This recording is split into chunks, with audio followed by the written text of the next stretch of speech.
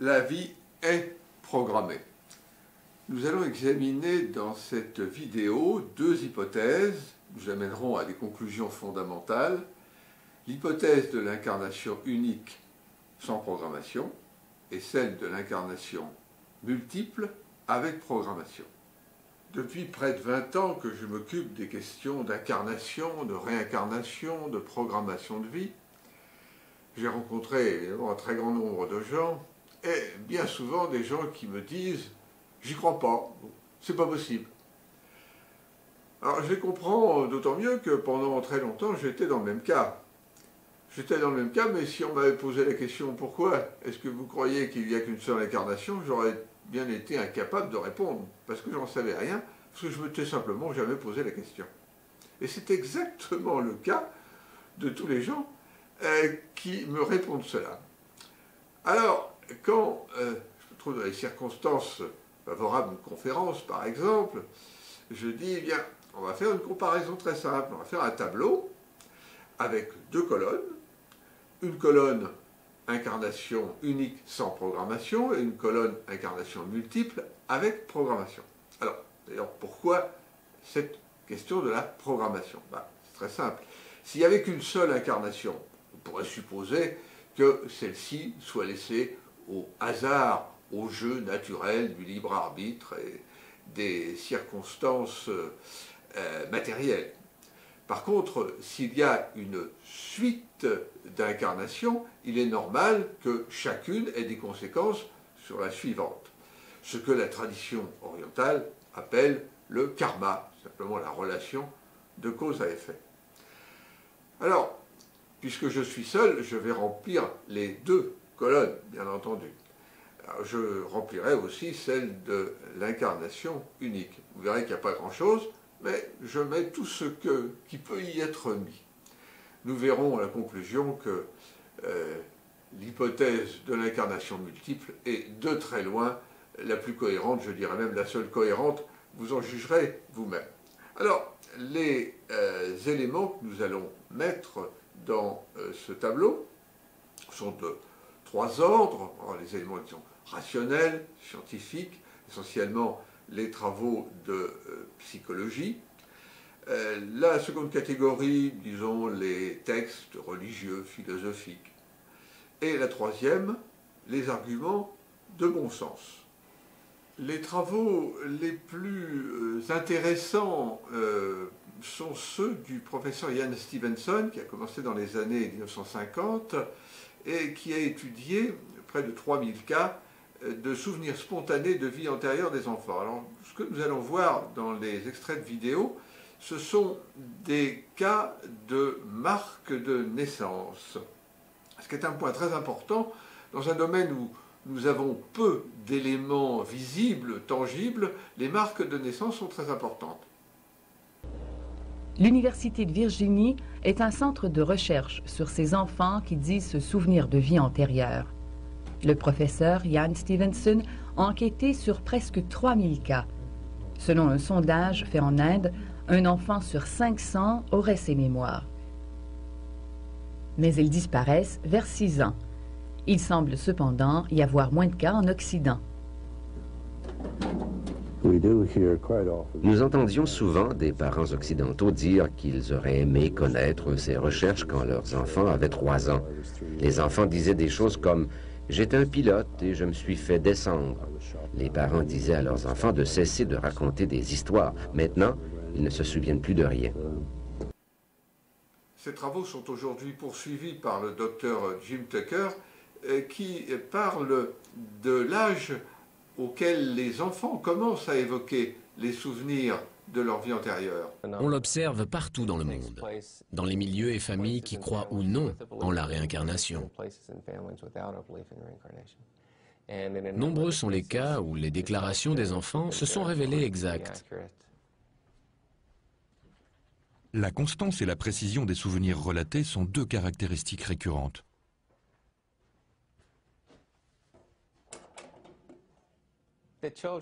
Les enfants commencent généralement à parler de leur vie antérieure à un très jeune âge, vers 2-3 ans. Certains restent purement factuels, alors que d'autres montrent de l'empathie et éprouvent de la nostalgie envers leur ancienne famille. Alors, nous allons maintenant regarder un extrait de vidéo qui présente deux cas particulièrement intéressants. Le professeur Stevenson a étudié des centaines de marques de naissance et de déformations chez les enfants. Ce jeune est né avec des marques sur la poitrine. Il se souvient de la vie d'un homme tué par une arme à feu. Ce dessin de l'autopsie contient des marques similaires. Par comparaison, le professeur Stevenson a la photographie d'un torse avec des blessures semblables.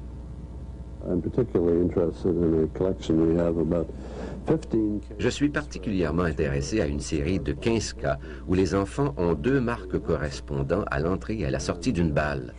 Les médecins légistes savent que normalement le trou d'entrée est petit et rond et le trou de sortie est plus gros et irrégulier.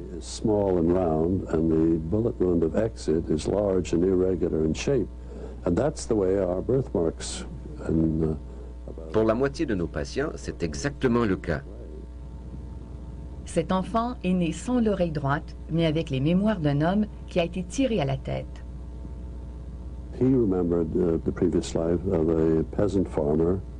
Il se souvenait de la vie d'un paysan en Turquie qui avait été faire une sieste dans un pâturage au crépuscule. Un voisin, chassant le lièvre, l'a confondu avec un lièvre et l'a tiré à bout portant avec un fusil.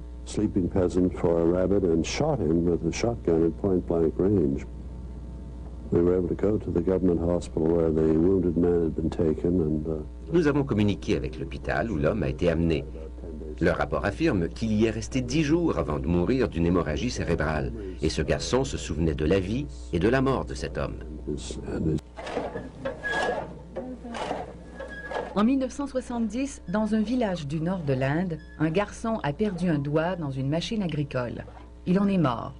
Plus tard, dans un autre village, un garçon est né qui manifestait des mémoires de l'enfant mort, et ce n'était pas là la seule évidence. Le professeur Stevenson et le parapsychologue indien Satwan Parisha ont enquêté sur le cas de Leshpal. अच्छा लेखपाल पहले जन्म की बातें याद है तुम्हें? हाँ पैदा में थोड़े कुछ बात जब छोटे छोटे थे तब थोड़े याद करो करते थे फिर इलाज चलते रहो जैसे पिताजी ने मोह को ऐसे शराब गांजा पियो करते थे उनने ऐसी मशीन फिराई दी तो हाथ वो कटियो हम तो वहीं खड़े रह गए वो गरियां पांच उनके सामने गिरी जान तब एकदम बड़बड़ाने भी सब कि लला हाथ कटियो तब तुम्हारा नाम क्या था? हुक्म Singh. Ayant vu rapidement donc les travaux de Stevenson, nous allons reprendre notre tableau et ajouter en haut dans la colonne incarnation multiple ces recherches. Ensuite, nous allons donc voir un certain nombre de psychiatres ou psychologues qui ont travaillé sur ce sujet, en particulier le docteur Ellen Wambach et son assistant, le Dr Chetzno, avec qui j'ai fait des régressions dans les vies antérieures il y a plus de 20 ans. Le Dr Wambach a publié un certain nombre de livres que vous voyez à l'écran, et en particulier elle a fait une étude intéressante qui consiste à comparer les données qui sont issues de milliers de questionnaires qu'elle a fait remplir à des gens qui ont expérimenté donc l'exploration de vie antérieure, et elle a comparé ces données avec les données historiques, de manière à les confirmer. Et de répondre ainsi, nous voyons ça sur le tableau à l'écran, que la répartition sociologique des personnes qui donc témoignent est globalement tout à fait conforme à la répartition qu'on peut connaître par l'histoire, c'est-à-dire elle fait 3 catégories, catégorie sociale inférieure, moyenne et supérieure, et on voit bien que la répartition nous donne environ 10%, voire moins de 10% dans la catégorie supérieure, et une grosse majorité dans la catégorie sociale inférieure. Bon, comment faisait-elle cette distinction? C'était en fonction des éléments de vie décrits par les expérienceurs. S'ils décrivaient une vie dans une maison confortable, elle les mettait à la catégorie supérieure. S'ils étaient dans la misère, dans la catégorie inférieure.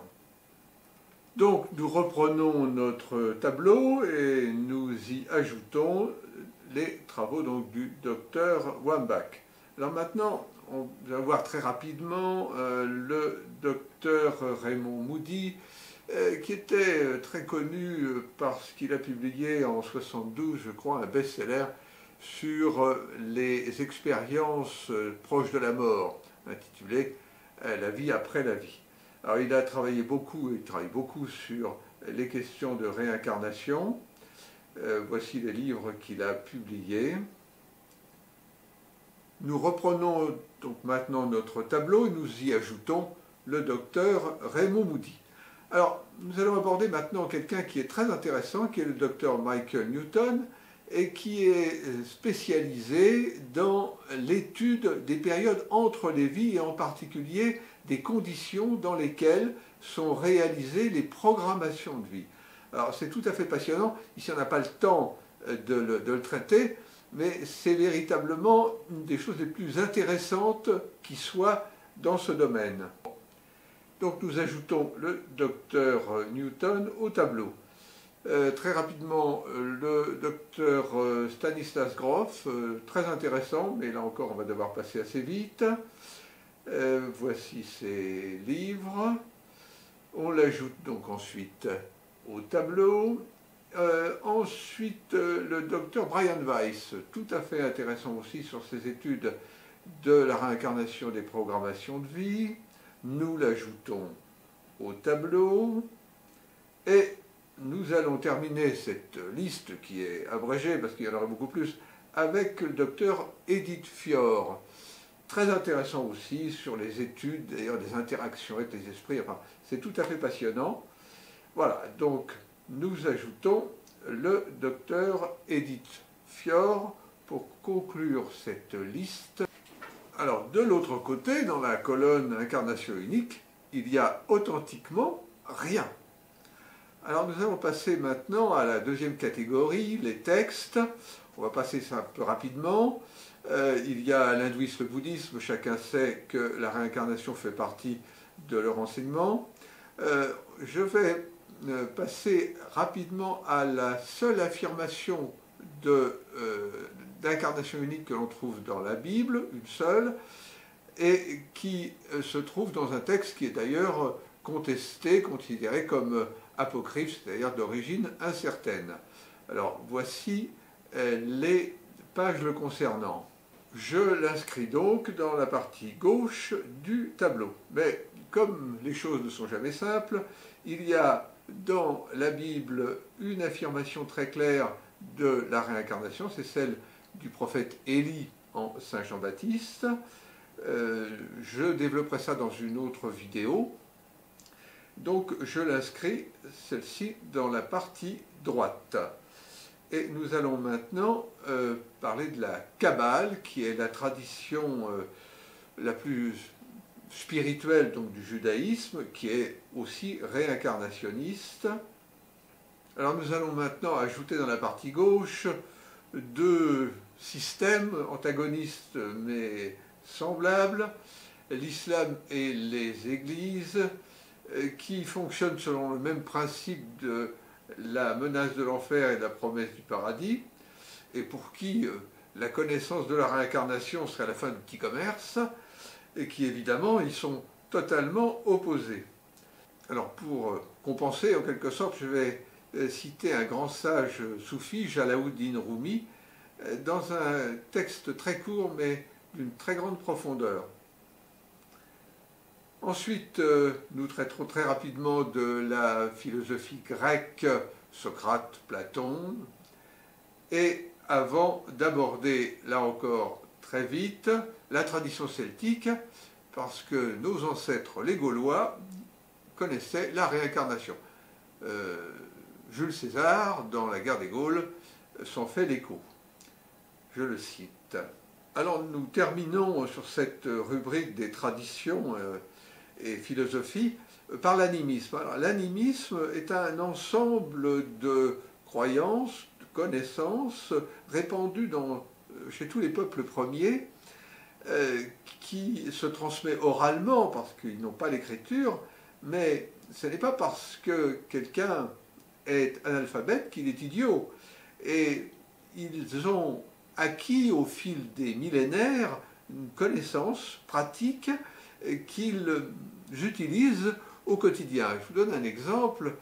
Lorsque j'étais en Sénégal, je rencontre un jour un homme qui était né avec un morceau d'oreille en moins. Et il me racontait que sa mère, qui avait perdu plusieurs enfants en bas âge, avait ainsi marqué, en coupant un morceau d'oreille, avait ainsi marqué le dernier enfant qu'elle avait perdu pour le reconnaître s'il revenait. Il est revenu, donc elle l'a reconnu. Voilà, nous allons maintenant passer à la dernière des catégories, les éléments de bon sens. Tout ce qui s'explique beaucoup mieux avec l'hypothèse des incarnations multiples qu'avec l'hypothèse de l'incarnation unique. Alors nous avons vu au début de la vidéo les marques de naissance. Elles s'expliquent évidemment très bien dans le cadre d'incarnations multiples. Ce serait comme si le corps d'énergie qui, à la mort, donc, se sépare du corps physique, avait conservé les traces, en quelque sorte, les cicatrices de blessures très importantes reçues par le corps. Et qu'au moment où il se réincarne, où il entre dans le fœtus, il va en quelque sorte imprimer cette marque, ces cicatrices, au fœtus. Une seconde explication que peut apporter l'hypothèse, on va continuer à l'appeler une hypothèse, des incarnations multiples, ce sont les talents innés des enfants. Alors, des Mozart sont rarissimes, bien entendu.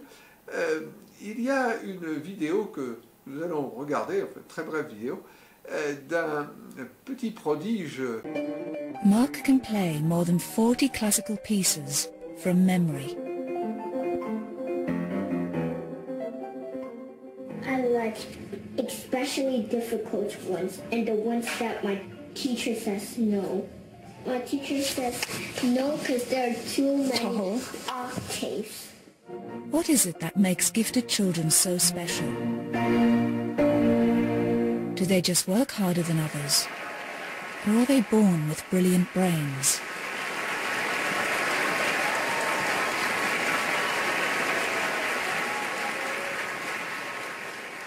C'est magnifique, fantastique.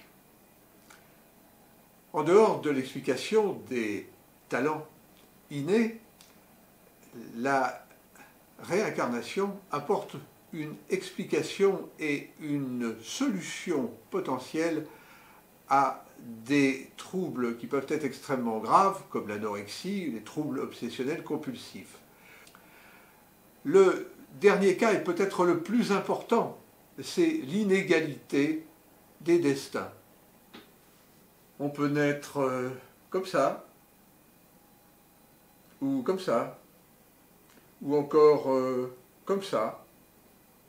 Mieux, peut-être encore comme ça. Mais ça peut être moins bien. Ça peut être même épouvantable. Et ça peut même être pire qu'épouvantable. Parce que tout ça est le résultat d'une incompréhensible loterie, la faute à pas de chance, les amusements d'un dieu farceur, ou, au contraire, et plus logiquement, le produit d'un processus réincarnation-programmation qui nous échappe largement, mais qui s'impose comme la seule conclusion logique. Voyons maintenant notre tableau final. Nous trouvons, pour l'hypothèse de l'incarnation unique, les deux systèmes exploiteurs bien connus, qui sont les églises soi-disant chrétiennes et l'islam. La voie de la raison nous conduit donc à approfondir cette hypothèse qui doit devenir pour chacun une certitude expérientielle, parce que nous pouvons tous accéder aux souvenirs de nos propres vies passées. À bientôt, j'espère.